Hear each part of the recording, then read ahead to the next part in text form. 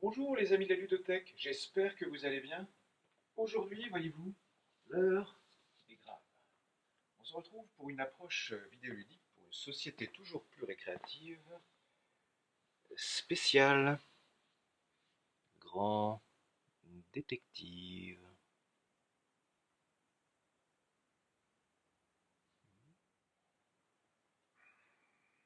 Et voilà, on se retrouve pour la suite de nos investigations. Et je dois d'abord vous présenter nos deux pièces à conviction pour toute cette affaire. Pièce à conviction numéro 1, Sherlock Holmes, détective conseil. Et pièce à conviction numéro 2, Détective, un jeu d'enquête moderne. Ces deux jeux sont deux jeux d'enquête et de déduction coopératifs pour 1 à plusieurs joueurs.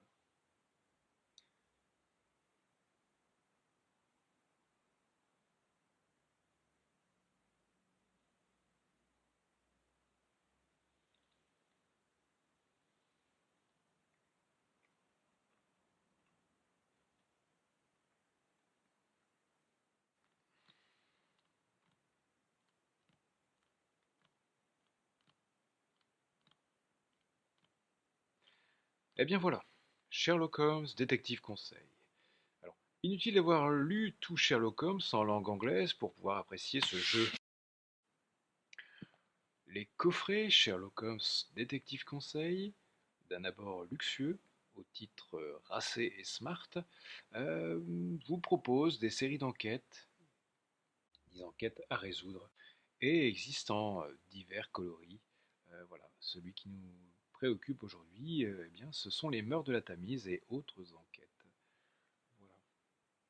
Alors, vous pouvez jouer à ce jeu de 1 à 8 joueurs, voilà, c'est à partir de 14 ans, voilà, et tout le matériel dont vous aurez besoin pour y jouer est contenu dans ce coffret. Alors, évidemment, prévoir en plus à peu près un cerveau par personne qui participe à la partie, histoire d'avoir une partie certifiée conforme. Alors, tout d'abord, eh bien, on a le fascicule de règles de jeu, voilà, qui est assez clair et assez simple finalement. Voilà, on est toujours sur, on va être évidemment sur beaucoup d'éléments narratifs, beaucoup de récits, ce qui est pas étonnant et ce qui est formellement cohérent avec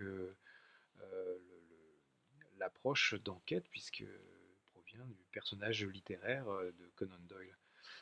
Donc on nous détaille un petit peu le contenu du coffret et la règle du jeu, à proprement dite, le déroulement de la partie, la fin de la partie, comment calculer son score. Et vous avez une petite conférence, voilà, qui vous met un petit peu, encore une fois, dans le bain et qui vous précise un petit peu le fonctionnement, voilà, de ce qui va se passer dans les tours de jeu.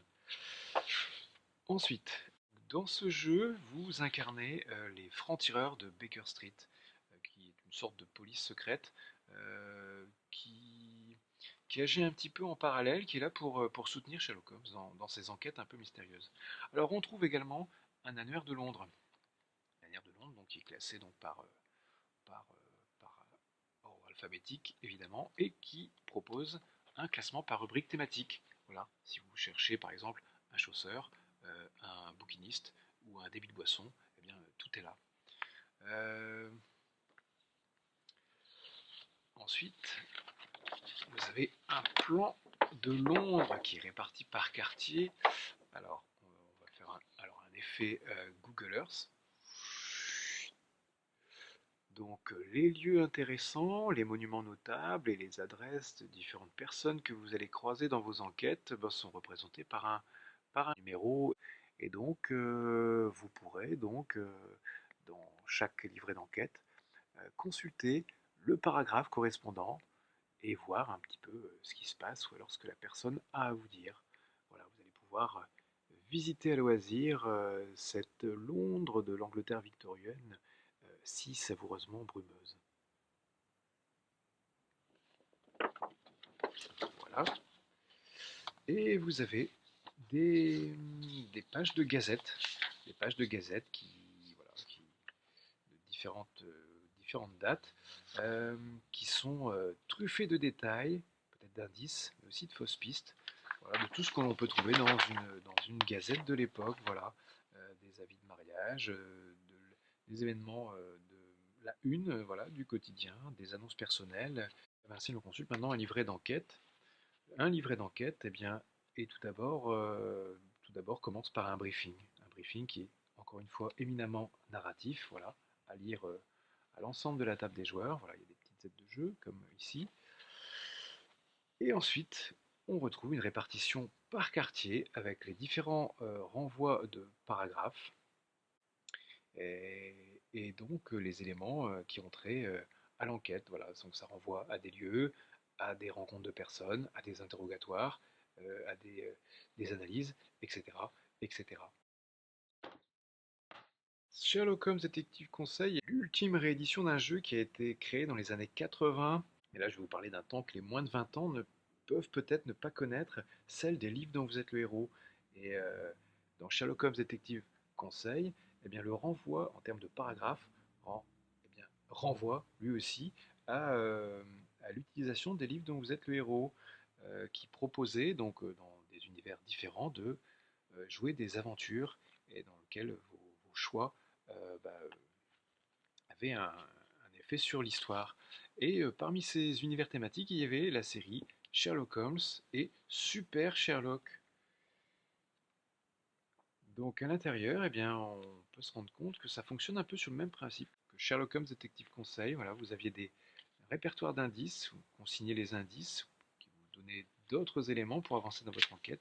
Vous pouviez explorer un certain nombre de pistes par jour, et à un moment, il y avait des événements qui se produisaient, et à la fin, vous étiez amené à fournir une solution pour l'enquête, le crime ou le mystère qui vous préoccupait voilà, dans le cadre de votre enquête.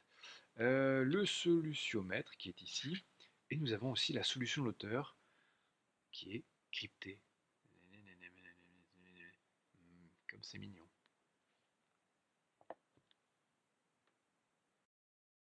Alors, une fois que vous pensez avoir fait le tour de la question, eh bien, il est temps d'amener vos réponses. Euh, alors, les questions concernant cette affaire, eh bien, elles figurent ici à la toute fin du livret. Voilà. Hop. Voilà, il y a plusieurs séries de questions en fonction des enquêtes. Et les réponses aux questions se trouvent dans l'enveloppe qui est attachée ici. Nanani, nanana. On ne va pas regarder, évidemment.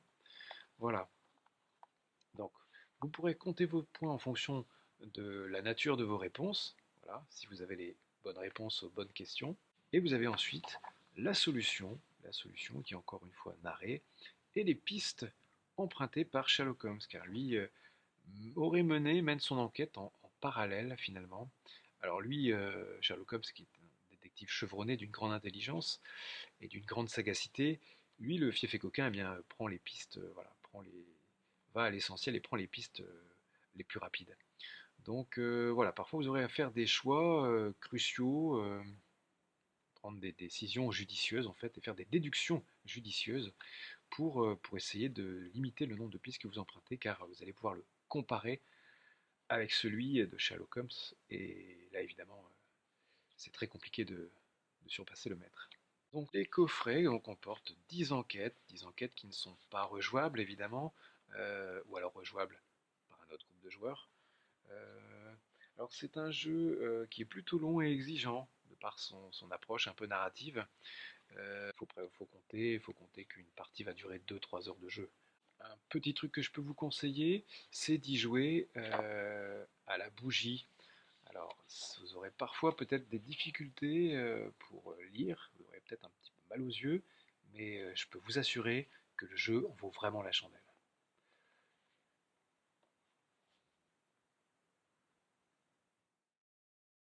Si vous aimez, autant que faire se peut, les jeux distingués et la finesse de déduction, Sherlock Holmes Détective Conseil est véritablement fait pour vous. Oh yes indeed. Quant à notre pièce à conviction numéro 2, Détective, un jeu d'enquête moderne. Un jeu pour 1 à 5 joueurs à partir de 16 ans. Alors évidemment, si votre référence en matière de procédure d'enquête et d'investigation est celle de l'inspecteur d'Eric, eh bien vous risquez fort d'éprouver stupeur et tremblement à votre endroit. Euh, Car Détective est un jeu d'enquête moderne. Moderne parce que déjà il est sorti en 2018 et il propose donc, cette fois vous allez résoudre des affaires tout à fait contemporaines. Et en plus, vous allez avoir accès à une base de données euh, qui va vous permettre d'effectuer des recherches, des interrogatoires, des analyses. Et avec un même compte, on peut avoir accès à la base de données avec des connexions différentes, ce qui peut s'avérer pratique pour jouer en visio.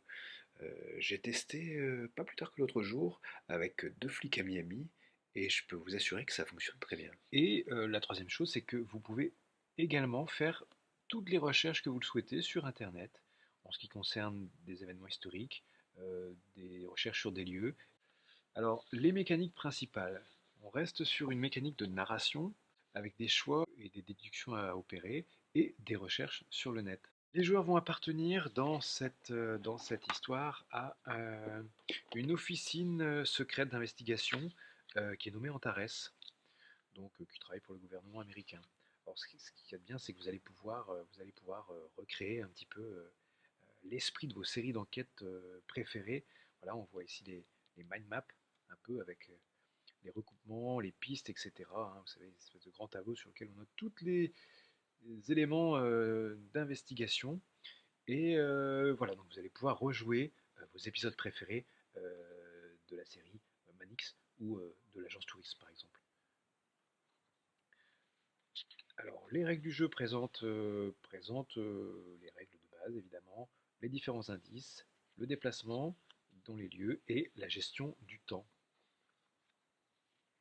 La possibilité de suivre une piste, en fait. Ici, tout se fera encore une fois de manière narrative et par le biais d'un deck de cartes à chaque fois. Le coffret comprend 5 enquêtes et ces 5 enquêtes, en fait, d'une difficulté croissante, eh bien, vont vous entraîner en tous un lien les unes avec les autres, même s'ils ont chacune une touche spécifique, ont un lien entre elles, sont imbriquées, et ça va constituer une véritable campagne d'enquête. Alors chaque joueur peut choisir un personnage qui travaille pour Antares. Alors il y a des enquêteurs, voilà, Julia Jacobson, Chris Stone, voilà, un ancien policier, une journaliste, un analyste, une psychologue.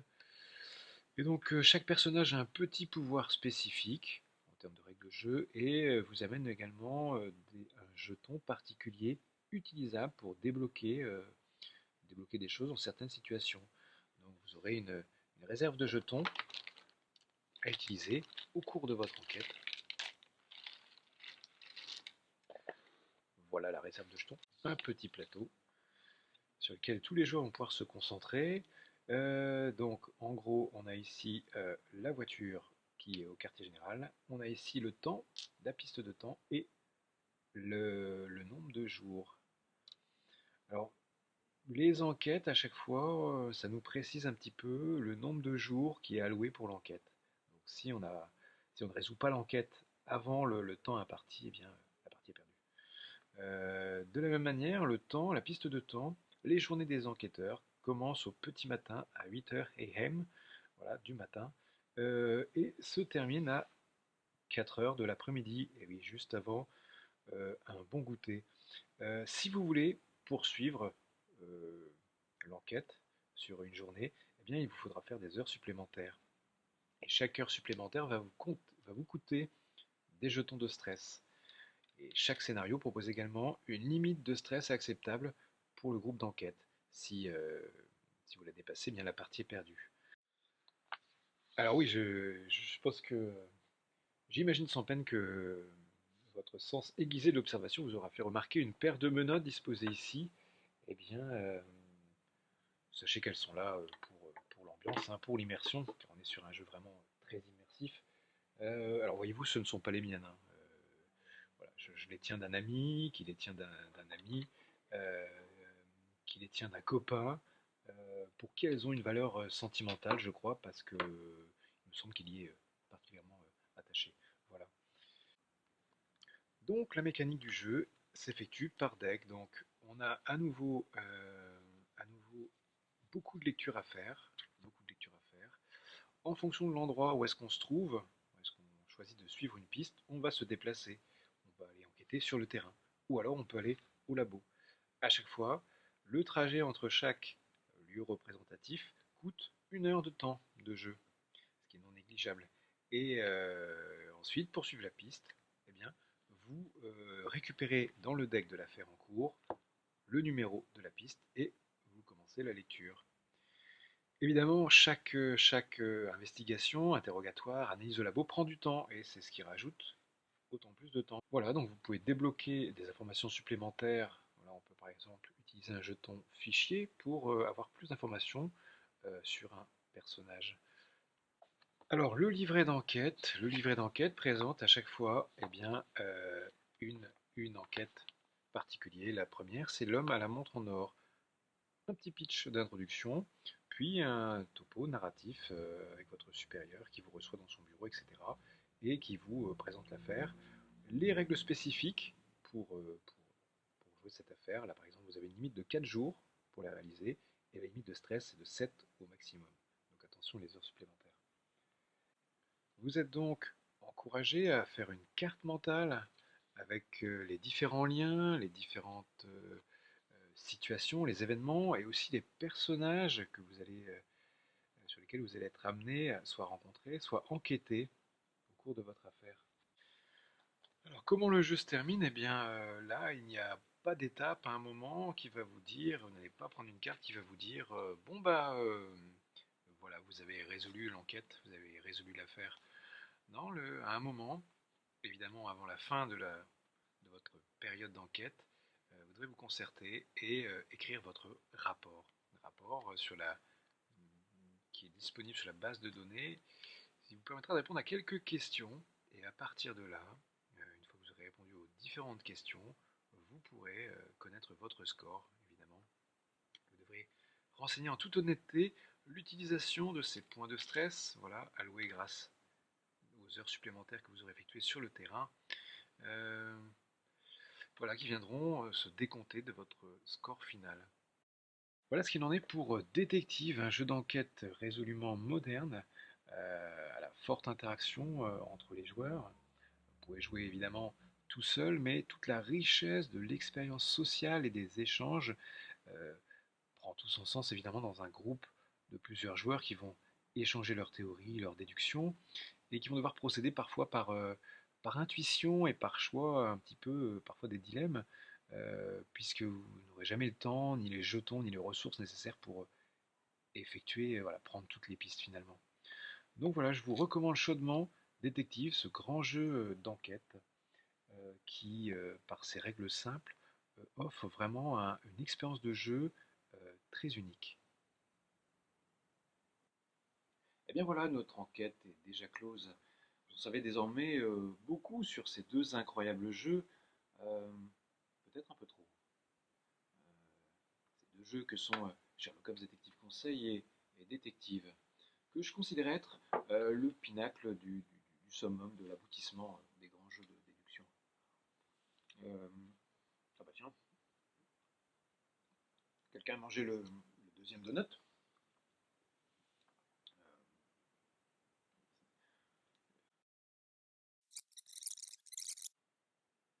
Alors peut-être que si vous revoyez attentivement cette vidéo, vous aurez des indices sur l'identité de la personne qui a mangé ce deuxième donut. Ça ne peut pas être moi le responsable de tout ce carnage.